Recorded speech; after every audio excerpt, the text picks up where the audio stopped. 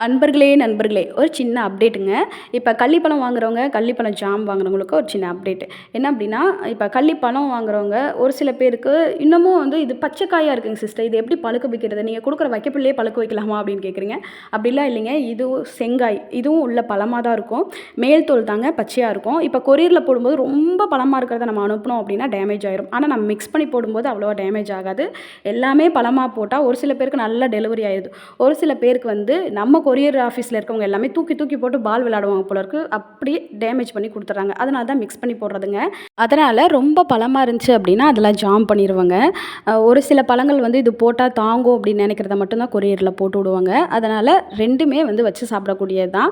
அப்புறம் ஒரு சில பேர் வந்து ஜூஸா கிடைக்குமா அப்படின்னு கேட்டிருந்தீங்க. ஃபர்ஸ்ட்டு வந்து நம்ம செக் பண்ணி பார்த்துட்டு அதுக்கப்புறம் குடுத்துக்கலாம் அப்படின்னு சொல்லிட்டு, ஜூஸ் ரெடி பண்ணி ஃப்ரிட்ஜில வச்சிருந்தேன். ஃப்ரிட்ஜில வச்சிருந்தது ரொம்ப நாள் வச்சு சாப்பிடலாங்க.